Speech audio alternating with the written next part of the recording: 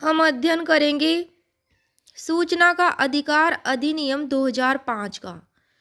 इस अधिनियम ने आरटीआई एक्ट 2005 ने सूचना की स्वतंत्रता फ्रीडम ऑफ इंफॉर्मेशन 2002 का स्थान लिया है, उसे रिप्लेस किया है 2002 के इस एक्ट को। और ये एक्ट नंबर 22 है 2005 का। 12 अक्टूबर 2005 को यह लागू हुआ। पहले यह एक्ट जम्मू कश्मीर पर लागू नहीं होता था। 12 अक्टूबर 2005 को, लेकिन 31 अक्टूबर 2019 से संपूर्ण भारत में लागू है। 31 अक्टूबर 2005 से सूचना का जो अधिकार है, यह मूल अधिकार के अनुच्छेद 19 क्लोज 1 का हिस्सा है। जब ये एक्ट बना तब पीएम मनमोहन सिंह जी थे, भारत के पीएम थे। और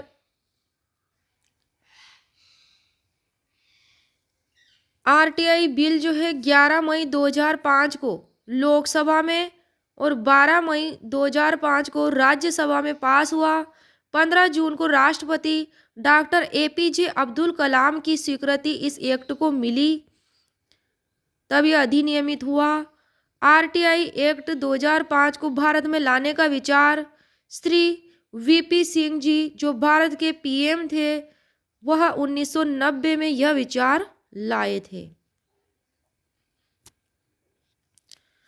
अब हम सभी धाराओं का क्रमबद्ध अध्ययन करेंगे। क्रमबद्ध इसके जो है चर्चा करेंगे इस पर कि कौन सी धारा में क्या दिया गया, ऐसे इंट्रोडक्शन इसका सूचना का अधिकार अधिनियम का, कि इसमें अध्याय 1 में प्रारंभिक है जो 2 धाराएं दी गई है। पहली में संक्षिप्त नाम विस्तार और प्रारंभ, दूसरी में परिभाषाएं हैं। अध्याय 2 में जो है सूचना का अधिकार और लोक प्राधिकारियों की बाध्यताएं हैं, जो धारा 3 से लेकर के 11 तक है।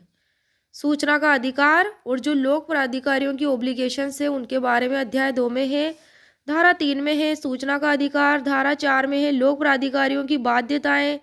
धारा 5 में लोक सूचना अधिकारियों का पद नाम, कि वो कौन से पदों पर है। 6 में है सूचना अभिप्राप्त करने के लिए अनुरोध रिक्वेस्ट। 7 में है अनुरोध का निपटारा डिस्पोजल। 8 में क्या है सूचना के प्रकट किए जाने से छूट। धारा 9 में है कतिपय मामलों में पहुंच के लिए अस्वीकृति के आधार। धारा 10 में पृथक्करणीयता सेपरेबिलिटी। धारा 11 में है पर व्यक्ति सूचना थर्ड पार्टी इंफॉर्मेशन। अध्याय 3 में है, इसमें है केंद्रीय सूचना आयोग। 3 धाराएं इसमें है। धारा 12 से लेकर के 14। धारा 12 में है केंद्रीय सूचना आयोग का गठन। धारा 13 में पदावधि और सेवा शर्तें। धारा 14 में सूचना आयुक्त या मुख्य सूचना आयुक्त का हटाया जाना। अध्याय 4 में है राज्य सूचना आयोग। अध्याय 3 में था केंद्रीय सूचना आयोग। अध्याय 4 में है राज्य सूचना आयोग। इसमें भी 3 धाराएं हैं, धारा 15 से 17 तक। धारा 15 में है राज्य सूचना आयोग का गठन। 16 में है उनकी पदावधि और सेवा की शर्तें। धारा 17 में है राज्य मुख्य सूचना आयुक्त या राज्य सूचना आयुक्त का हटाया जाना। अब है अध्याय 5। अध्याय 5 में है सूचना आयोगों की शक्तियां और कृत्य, अपील तथा शास्तियां। धारा 18 से 20।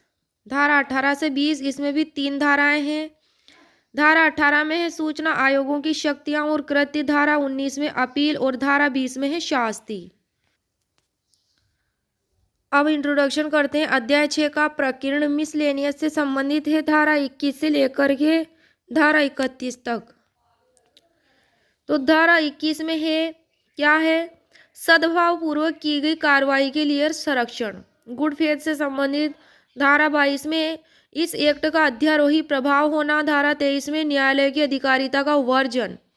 धारा 24 में एक्ट का कतिपय संगठनों को लागू नहीं होना, कुछ संगठनों को एक्ट लागू नहीं होगा। 25 में है धारा 25 में मॉनिटर करना और रिपोर्ट करना। धारा 26 में समुचित सरकार द्वारा कार्यक्रम तैयार किया जाना। धारा 27 में नियम बनाने की समुचित सरकार की शक्ति और धारा 28 में नियम बनाने की सक्षम प्राधिकारी की शक्ति।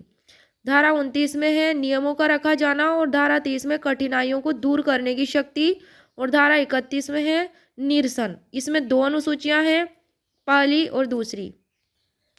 इस एक्ट को लाने का उद्देश्य था प्रत्येक लोक प्राधिकारी के कार्यकाल में पारदर्शिता और उत्तरदायित्व के संवर्धन के लिए रेस्पॉन्सिबिलिटी के लोक प्राधिकारी के नियंत्रणाधीन सूचना तक पहुंच सुनिश्चित करने के लिए नागरिकों के सूचना के अधिकार की व्यावहारिक शासन पद्धति स्थापित करने, एक केंद्रीय सूचना आयोग तथा राज्य सूचना आयोग का गठन करने के और उनसे संबंधित या उनके आनुषंगिक विषयों का उपबंध करने के लिए अधिनियम यह है।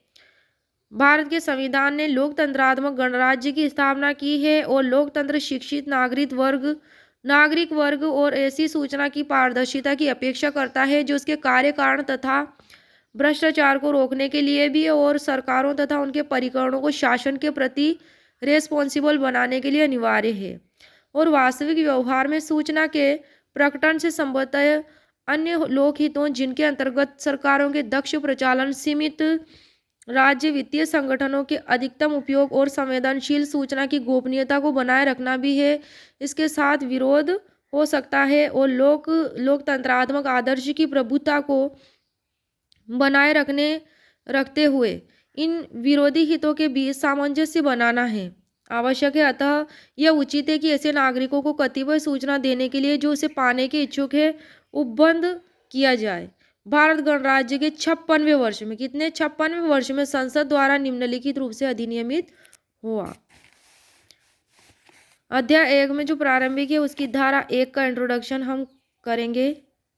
धारा 1 में क्या है? संक्षिप्त नाम, विस्तार और प्रारंभ। 3 उपधाराएं इसकी हैं। उपधारा 1 है, इस अधिनियम का संक्षिप्त नाम सूचना का अधिकार अधिनियम 2005 है। दूसरा है, इसका विस्तार संपूर्ण भारत में लागू है। 21 अक्टूबर 2019 से संपूर्ण भारत पर लागू है। 12 अक्टूबर 2005 को यह जम्मू कश्मीर राज्य को छोड़कर संपूर्ण भारत पर लागू हो गया था और इस 21 अक्टूबर 2019 से यह संपूर्ण भारत पर लागू है। उपधारा 3 कहती है इसकी कि धारा 4 की उपधारा 1, धारा 5 की उपधारा 1, उपधारा 2, धारा 12, धारा 13, धारा 15, धारा 16 तथा धारा 24, धारा 27 और धारा 28 इसके उपबंध तुरंत प्रभावी होंगे। मतलब जब यह एक्ट अधिनियमित हुआ था, इस पर राष्ट्रपति APJ अब्दुल कलाम के हस्ताक्षर हुए थे 15 जून 2005। कब? 15 जून 2005 को ही यह इफेक्टिव हो गया था, इन्फोर्स हो गया था। और इस एक्ट के जो शेष धाराओं के जो उपबंध है वो सभी इसके अधिनियम के 120वें दिन को प्रवर्त होंगे। इस अधिनियम के शेष उपबंध जो है अन्य धाराओं के इसके अधिनियमन 15 जून 2005 के बाद से